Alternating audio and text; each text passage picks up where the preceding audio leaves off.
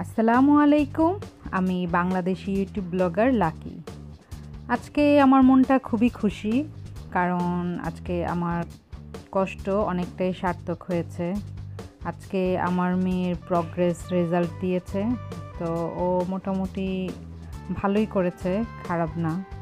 কারণ ওর কোনো টিচার নেই, আমি ওকে বাসায় পড়াই। আর ও আসলে পড়াশোনায় মনোযোগী, পড়াশোনায় ভালোই।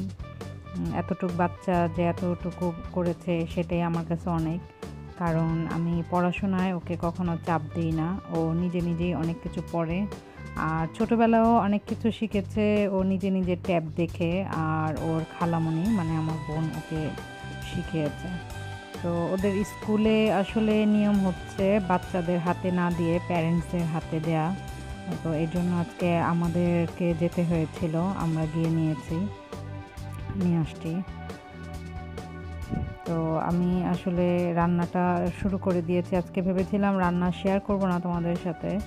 অনেক কিছু রান্না করেছি, অনেক কিছুর মধ্যে একটা নর্মাল রান্নাই তোমাদের সাথে শেয়ার করব, আর ফাঁকে ফাঁকে কিছু কথা বলবো। তো আমি এই যে তেল, পেঁয়াজ আর লবণ দিয়ে পেঁয়াজটা হালকা করে ভেজে নিব। রান্নাটা যেহেতু কমন, তোমরা দেখলেই বুঝতে পারবে আসলে কিভাবে রান্না করছি।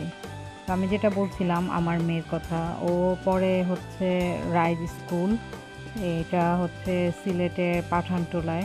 এটা ক্যামব্রিজের আন্ডারে স্কুলটা, সিলেটে একমাত্র ক্যামব্রিজ স্কুল। এটার পড়াশোনা আসলে খুবই ভালো। ওরা পড়াশোনার জন্য তেমন কোনো চাপ দেয় না আমাদের উপর, কিন্তু স্কুলের মধ্যে অনেকটা পড়াই কভার করে নেয়। আর বাসায় বইটই খুব একটা দেয় না, খুব কম কিছু হোমওয়ার্ক দেয়, যেটা আমরা বাসায় ফিল আপ করে দিই। তবে যেহেতু এটা ক্যামব্রিজ ইংলিশ মিডিয়াম স্কুল, ওইটাতে আসলে বাংলাটা খুব একটা জোর দেয় না, আর বাংলাটা খুব একটা পড়ায়ও না। কিন্তু আমরা যেহেতু বাঙালি, আর যেহেতু আমাদেরকে বাংলাদেশে বসবাস করতে হবে, তো বাংলাটা শেখাও কিন্তু খুব জরুরি। তো এই জন্য আমি স্কুল থেকে যেমন ওরা ইংলিশে ওরে খুব মানে করছে, এমন করে আমি বাসায় ওকে বাংলা পড়াই। ও স্কুলের হোমওয়ার্ক সব করে বাসার জন্য আলাদা কিন্তু পড়াশোনা করে। তো এই ক্ষেত্রে বলবো আলহামদুলিল্লাহ, আমার মেয়েটা কিন্তু খুবই লক্ষ্মী। আর আমার মেয়েকে আমি যেভাবে চেয়েছি সেভাবেই হয়েছে। ও বাসায় ওর ব্রেন আসলে খুব শার্প, কিন্তু শার্প হলে আসলে অনেক সময় পড়তে বসলে একটু হেলামি করে, খেলাধুলা করে, বাচ্চা মানুষ তো করবেই। তো ওই খেলাধুলার ফাঁকে ঝোঁকে যতটুকু পড়ে সেটাই আমার জন্য অনেক। কারণ বাংলা এখন ও যাই পারে সেটা ওর নিজেরই অবদান। বাসায় ও এগুলো শিখেছে, বাসায় পড়াশোনা করে। বাংলা আছে একটা সাবজেক্ট, কিন্তু ওখান থেকে স্কুল থেকে আসলে বাংলার ক্ষেত্রে খুব একটা হেল্প করে নাই। যদি বাসায় ও নিজে না পড়তো আমার কাছে, তাহলে হয়তো বাংলাটা একদমই পারতো না। তো দেখো আমার মশলাটা কিন্তু কষে গিয়েছে। এখানে আমি হলুদ গুঁড়া, মরিচ গুঁড়া আর ধনে গুঁড়া দিয়ে মশলাটা কষিয়ে নিয়েছি। আর আমি যে কোনো মাছের রান্না করলে কিন্তু মাছ কষিয়ে নেই, তো এটা তো কষিয়ে নিব। এর আগে আমি এইটা ঘন করার জন্য টমেটো পরেও দিব, আবার এখনও দিয়ে নিয়েছি। হাফ টমেটো আমি এখন দিয়ে নিলাম মাছটা কষানোর আগে। তো এটা একটু আমি ভাজা করে পরে মাছটা এটাতে কষিয়ে নিব। আর বাকি যে অর্ধেক টমেটো আছে সেটা আমি আবার পরে দিব। তরকারিটা রান্না করব আমি শিং মাছ দিয়ে, আলু দিয়ে, জাস্ট সিম্পল রান্না। তো যেটা বলছিলাম, আসলে আমার তো এক ছেলে এক মেয়ে। আমার মেয়েকে আমি মন মতো করেই আমার মেয়ে বড় হয়েছে। ও খুব শান্ত, ও আমাকে খুব একটা জ্বালায়নি, ছোটোবেলা থেকেই শান্ত। ওকে খেলনা টেলনা দিয়ে বসিয়ে রাখলে বসে থাকে। আসলে বড় মেয়েরা মনে হয় লক্ষ্মী হয়, আর বড় সন্তান মেয়ে কি ছেলে কি তারা কিন্তু একটু লক্ষ্মী হয়। সেই ক্ষেত্রে আমার ছেলেটা ওর পুরোটাই বিপরীত। ও তো ওর মতো চলে, ও স্বাধীন, আর ওর অনেক সাহস আমার ছেলের। ওর মতো চলে, ওর মতো করবে, আর এক জায়গায় বসিয়ে রাখার তো প্রশ্নই আসে না। এখন যদি আমি এখানে রেখে যে একটু পরে এসে দেখবো আরেক জায়গায়, মানে ও নন স্টপ দুষ্টামি করবেই। তো আমার মেয়ের স্কুলে পরীক্ষা বৎসরে হবে হচ্ছে 3টি। এটা হচ্ছে সেকেন্ড সেমিস্টার, আরেকটা মেন যেটা ফাইনাল পরীক্ষা সেটা হচ্ছে জুনে হবে। আর এর আগেরটাও হয়েছে, তখনও মোটামুটি খারাপ না, ভালো রেজাল্টই করেছে আমার মেয়ে। তো আল্লাহর কাছে হাজার হাজার শুকরিয়া। আসলে আর বাচ্চাদেরকে পড়াশোনার ক্ষেত্রে এত বেশি চাপ দেওয়া উচিত না। আর ইংলিশ মিডিয়ামে ভর্তি করার মেন উদ্দেশ্যই হচ্ছে আমাদের এটা, কারণ বাংলা মিডিয়ামের মধ্যে বাচ্চাদের প্রচুর পড়াশোনার চাপ। একটা বাচ্চা এত চাপ কিভাবে নেবে? আর পড়াশোনার মান কিন্তু তেমন একটা উন্নত হয়নি আমাদের দেশে। সৃজনশীল বলেন, লেখাপড়া আসলে পদ্ধতি কিছুদিন পর পর চেঞ্জ হওয়াতে পড়াশোনার মানটা অনেকটা কমে গিয়েছে। হ্যাঁ, A+ বেড়েছে। আমি যখন পরীক্ষা দিয়েছিলাম তখন মাত্র সারা বাংলাদেশ আমাদের ঢাকায় মাত্র 10 জন A+ পেয়েছিল। আর এখন যদি দেখতে যাই বাংলা মিডিয়ামে, তাহলে কিন্তু লাখ লাখ হাজার হাজার থেকে লাখ লাখ A+ পায়। তো ওই ক্ষেত্রে আসলে A+ বেড়েছে, কিন্তু পড়াশোনার মান বাড়েনি। এটা আমি মানে 100% শিওর হয়ে বলতে পারি, কারণ এখন যারা ম্যাট্রিক দিচ্ছে ওদের সাথে অনেক সময় কথা বললে বোঝা যায়। আসলে বাচ্চারা কিন্তু খুব ট্যালেন্ট, কিন্তু পড়াশোনার পদ্ধতি সিস্টেমটার জন্য আসলে আমাদের বাচ্চারা পিছিয়ে পড়ছে। আর এই জন্য আমি আমার মেয়েকে দিইনি, আমি ইংলিশ মিডিয়ামে রেখেছি। দেখা যাক ও কেমন করে, কি হয়। তো দেখো, আমার মাছগুলো কিন্তু আমি অলরেডি কষিয়ে উঠিয়ে নিয়েছি। এখন উঠিয়ে রেখে আলুগুলো ছেড়ে দিয়েছি। আলুগুলো একটু কষিয়ে পরে পানি দিয়ে দিব। পানি দিয়ে ভালো করে গলানো হয়ে গেলে পরে আমি টমেটো দিয়ে দিব, দিয়ে মাছটা ছেড়ে তরকারিটা রেডি করে ফেলবো। আসলে আমার মেয়ের জন্য অনেকে সাজেস্ট করছিল যে ইংলিশ মিডিয়াম যেহেতু, তো টিচার রেখে দিই। অনেক গার্জেনরাই তাদের বাচ্চাদের জন্য টিচার রেখেছে, কিন্তু আমি যেহেতু হাউসওয়াইফ আর আমার তো পুরোটা সময় আমার বাচ্চাদেরকেই দিই, ওদের জন্যই আমার পুরোটা সময়। তো আমি ভাবলাম যে আসলে টিচার রেখে কি হবে, আর আমি ওকে যেভাবে পড়াবো টিচার তো ওকে ওইভাবে পড়াবে না, কারণ আমি এত চাপ দিব না আমার মেয়েকে। আমার মেয়ে খেলাধুলার পাশাপাশি পড়াশোনা শিখবে। আর আল্লাহর রহমতে চাপ না দেওয়াতে খেলাধুলার পাশাপাশি পড়াশোনার কারণে আমার মেয়ে তো রেজাল্ট খারাপ করেনি, আল্লাহর রহমতে ভালোই করেছে। আর যতটুকু করেছে এতে আমি অনেক খুশি। হ্যাঁ, আমি মাঝে মাঝে আমি বলি যে মামনি তোমাকে আরেকটু ভালো করতে হবে, ভালো করলে ভালো। এই উৎসাহ তো বাচ্চাদের দিতেই হবে, নইলে ওরা ভালো করবে কেমন করে। আর মা বাবার সাপোর্ট সব সময় থাকতে হবে। এটা সব বাচ্চাদের সাথে ভালো করলেও থাকতে হবে, খারাপ করলেও থাকতে হবে। অনেক মা বাবা আছে যে বাচ্চারা রেজাল্ট যদি একটু খারাপ করে তাহলে ওদের ওপর অনেক রাগারাগি অনেক কিছু করে, কিন্তু আল্লাহর রহমতে আমার হাজবেন্ডও এমন না, আর আমিও কখনো এমন করব না, কারণ বাচ্চার ব্রেনের উপর একটা প্রভাব পড়ে। আর আমার মেয়ের যে ফ্রেন্ডের, ওদের একটা গ্রুপ আছে ফ্রেন্ডের, ওরা সবাই কিন্তু খুব ট্যালেন্ট, মোটামুটি সবাই খুব ভালো রেজাল্ট করেছে ওদের ক্লাসে, দেখলাম ভালোই। আসলে স্কুলের টিচিং সিস্টেমটা ভালোই, ওরা চাপ দেয় না, কিন্তু যেটা শেখায় সেটা পারফেক্টলি শেখায়। তো দেখো, আমার তরকারিটা কিন্তু হয়ে গিয়েছে। সকালবেলা আসলে ঘুম থেকে উঠে নাস্তা টাস্তা করে রান্না করে আমি চলে গিয়েছিলাম স্কুলে। আমি আর ওর পাপা গিয়েছিলাম, যেহেতু রেজাল্ট দিতে, তাই ভাবলাম দুজনে মিলেই যাই।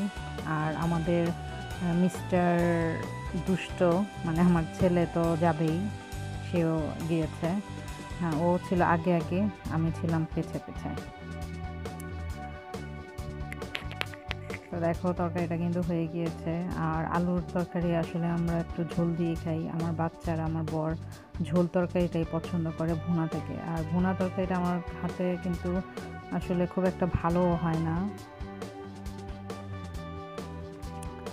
যার জন্য আমি বেশিরভাগ একটু ঝোল তরকারি রান্না করি। তো রান্না টান্না করে গোসল করে নামাজ পড়ে কোরআন শরীফ পড়ে রওনা দিলাম মেয়েকে আনার জন্য। আমার ছেলেকে নিয়ে নেমেছি। তো ও যখন নিচে নামে তখন কাউন্ট করে, আবৃত্তি করে, অনেক কিছু করতে করতে নামে। দেখো ওর কাণ্ড, আর শোনো মনোযোগ দিয়ে। এই তো ওর আপুমনিকে আনতে যাচ্ছে। মন একা একা নামতে পারে, মন কাউন্টও করতে পারে, 1 2 বলতে পারে।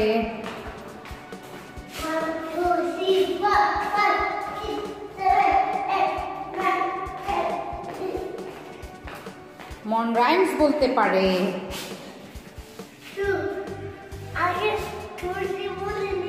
আচ্ছা ঠিক আছে।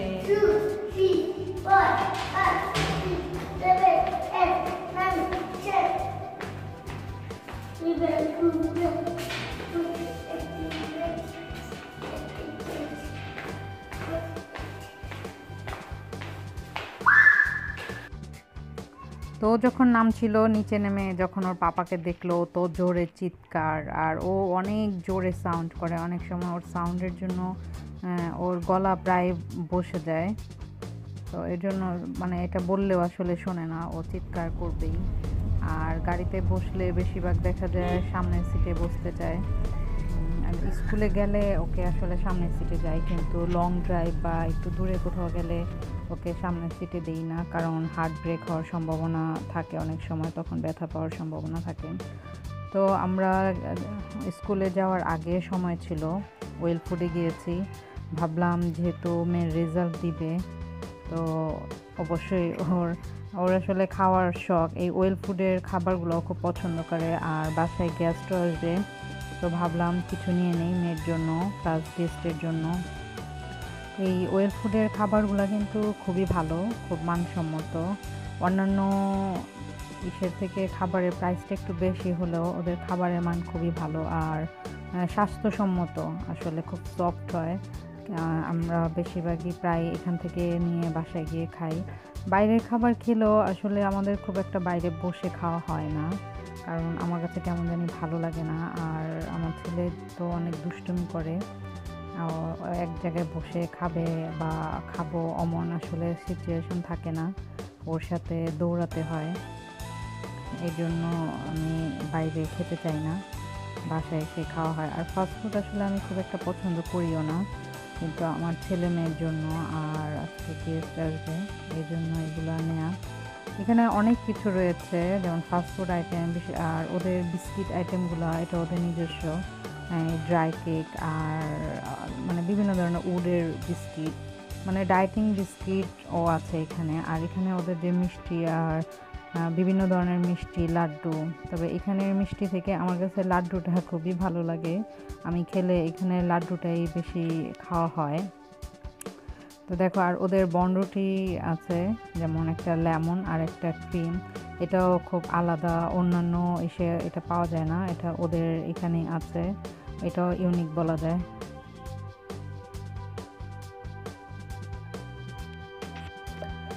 ও তো এগুলা দেখছে আর ধরছে, এখন এগুলা নিয়ে মানে ও দিবে কাউন্টারে, নিয়ে বলছে নিচ্ছে। তো আমি বললাম যে যাও ঠিক আছে, তুমি কাউন্টারে দিয়ে আসো। এখন কাউন্টার খুঁজছে, কাউন্টার কোথায়।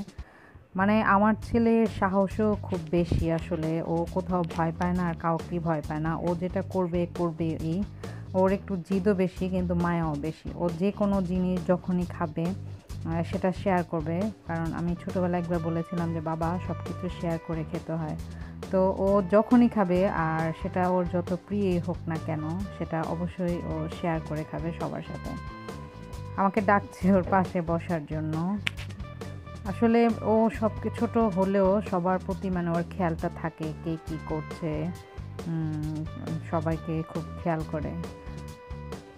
তো আমরা এখন স্কুলে যাচ্ছি। আসলে স্কুলে যাওয়ার সময় আর আসার সময় খুব জ্যাম থাকে, আর গাড়ি রাখার জায়গাও নেই, এত জ্যাম। আসলে রোডেই পার্কিং, যেহেতু এটা আমাদের বাংলাদেশ, এখানে কোনো সিস্টেম নেই, সিস্টেমের বাইরেই সব কিছু করতে হয়ে যায় আর কি।